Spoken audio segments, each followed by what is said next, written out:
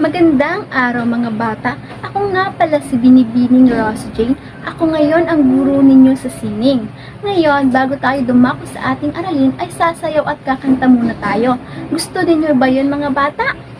Ayan, mahusay naman kung gayon. Ngayon ay simulan na natin ang pagsayaw at pagkanta. Tumingin sa paligid at magmasid, ugis kulay at linya na tuwid, tekstura, value, pati na ang space. Meron ding form na gamit ang shade. Matalas na mata, matatag na kamay, tuksan ng isipan at matatatuan, ating gagamitin sa paggawa ng likhang sining na nakakatuwa. Tararara, sining kay ganda. Pararara, humanda ka na. Tararara, taratara na.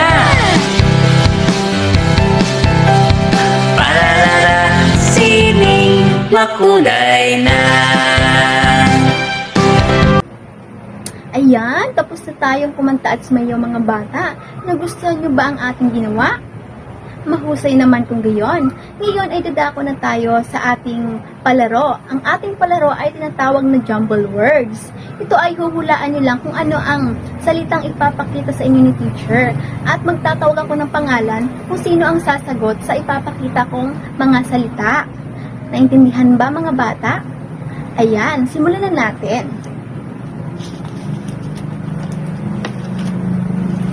David, hulaan mo tong kung anong salita ito. Magaling, ito ay gunting.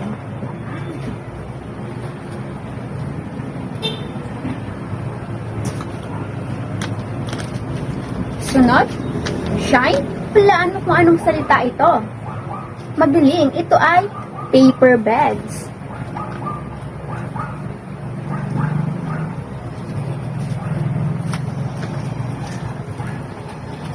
Angelica, maaari mo bang hulaan kung anong salita ito?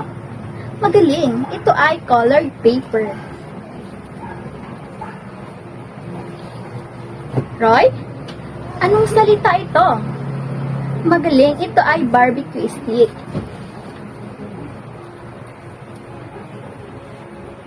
At ang panghuli, John Raymond, maaari mo bang hulaan kung anong salita ito?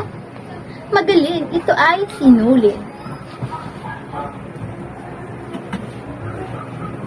Ayan, tapos ganon, tumako na tayo sa ating aralin.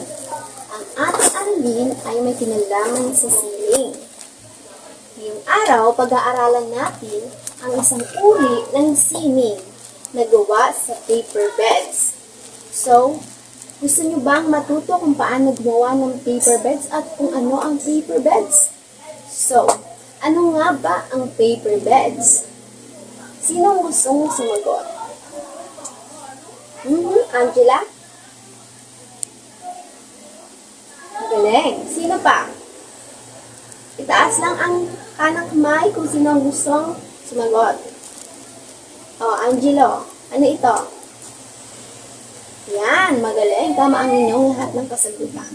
Ang paper bags ay gawa sa iba't ibang uri ng mga kagamitan. Tulad ng magazine, bag paper, colored paper, dyaryo, at iba pa. Pwede din itong pakinabangan. Maaari ninyo itong gawing palangotin sa inyong tahanan at pwede nyo din itong gawing negosyo. Ngayon, gusto nyo bang matuto kung paano gumawa ng paper beds? Pero, bago kayo nito gumawa, ako muna ang magpapakita sa inyo kung paano gumawa ng paper beds. So, tara, at pakinggan nyo ako at tingnan nyo kung ano ang aking ginagawa. Paano gumawa? Ito ang mga hakbang kung paano gumawa ng paper beds.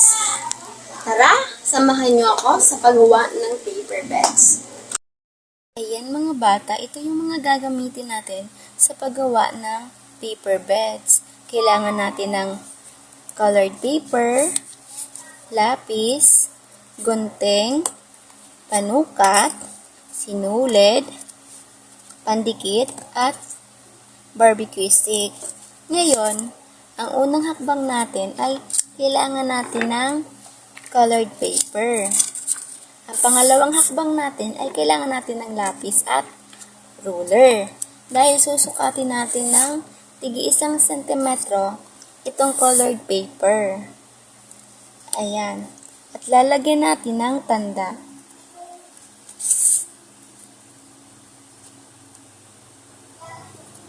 Pagkalagay natin ng tanda mga bata, kailangan natin ipagdikit, kailangan natin guhitan ng isang linya. Pagkatapos, itong sa dulo ng colored paper at itong may sukat na 1 sentimetro ay ipagdidikit lang natin. Guguhitan ulit natin ng isang linya. Yan. At ang ikatlong hakbang natin ay kailangan natin ng gunting. Dahil itong nilagyan natin ng mga linya ay gugupitin natin gamit ang gunting.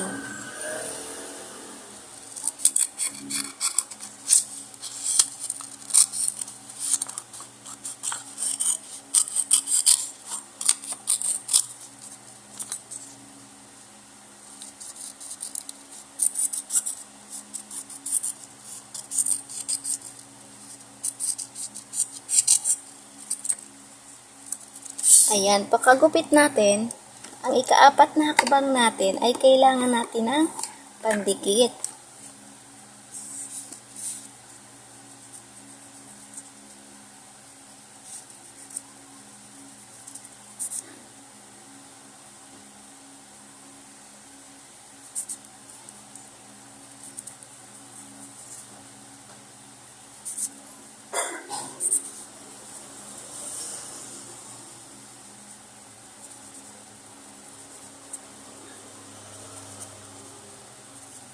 Ayan.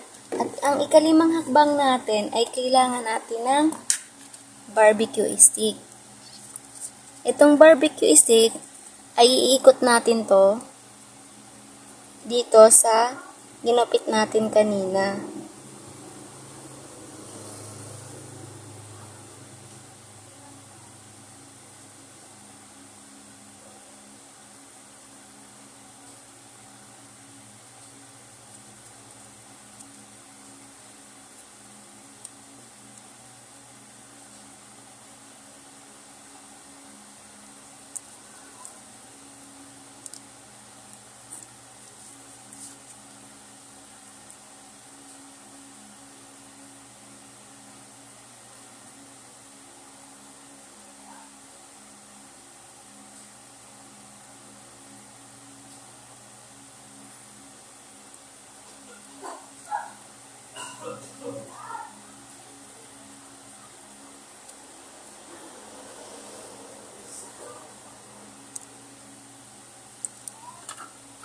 Ayan.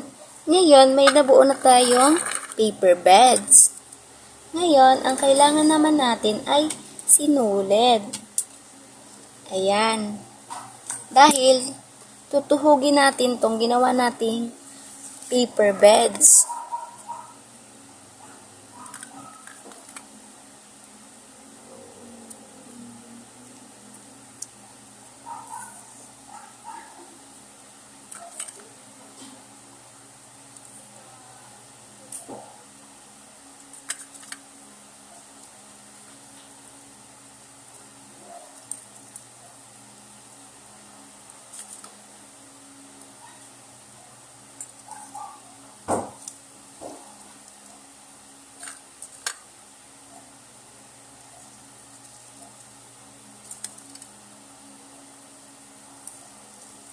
Ayan.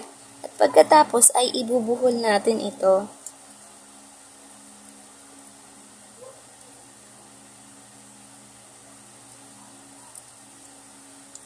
Ayan. Itong natira ay gugupitin natin. Ayan. Nakabuo si teacher ng isang uri ng porcelas gawa sa paper beds. Ayan. Ayun lang mga bata ang paggawa ng paper beds. Ayan, tapos na yung teacher sa inyo maipakita kung paano gumawa ng paper beds at kung ano yung mga hakbang sa paggawa ng paper beds. Ngayon naman mga bata ay may pangkatan tayong gawain. Ayan, nahatiin ko kayo sa 3 pangkat. Unang pangkat, pangalawang pangkat, at pangatlong pangkat. At papangalanan ko ang inyong mga pangkat ng Dora, SpongeBob, at Jollibee. Ayan, ang gagawin yung pangkatang gawain ay gagawa kayo ng isang malikhaing sining gamit ang paper beds. Ngayon naman mga bata, ano nga yung gagawin kapag may pangkatan tayong gawain? Ayan, magaling. Huwag maingay at nakipagtulungan sa kapangkat. Ayan, simulan nyo na mga bata ang inyong pangkatang gawain. Ayan, tapos na ang inyong pangkatang gawain mga bata. Napakahusay. Ang gaganda ng inyong gawang sining. Ngayon naman, bago tayo dumako sa ating pagsusulit, ay nais ko munang malaman kung sino ang nakakaalam ng mga hakbang sa paggawa ng paper beds. Maaaring itaas ninyo ang kanang kamay sa gustong sumagot. Ayan, David, ano yung mga hakbang sa paggawa ng paper beds? Ayan, magaling. Ngayon naman, upang mas malaman ni teacher kung talagang may manalaman kayo sa ating aralin sa sining, ay maaari ba mga bata kumuha kayo ng isang malinis na papel at lapis? Ayan. Kumuha na ba ang lahat? Ayan, magaling. Ngayon, ang ating panuto mga bata ay piliin at isulat ang titik ng wastong sagot sa inyong sagotang papel. Ang ating unang katanungan, ang mga sumusunod ay halimbawa ng ginawa at tinuhog na beds na maaring gawing palamuti sa ating katawan, maliban sa isa. A. Porcelas. B. Florera. C. Singsing. O D. Quintas. Pangalawang katanungan, alin sa ibaba ang mga kagamitan sa paggawa ng paper beds? A. Papel, pandikit, lapis, at ruler. O B. Lapis, ruler, pandikit, at brush. O C. Papel, pandikit, kutsilyo, at lapis. O D. Brush, barnes, ballpen, at sinulid. Ayan, 3 katanungan mga bata. Alin sa ibaba ang gagamiting pangdikit sa mga papel? A. Barnes. B. Pandikit. C. Brush. O D. Kahoy. Ayan, pang-4 na katanungan. Ang blank ay ginagamit upang mairolyo ng maayos ang mga papel. A. Pandikit. B. Barbecue stick. C.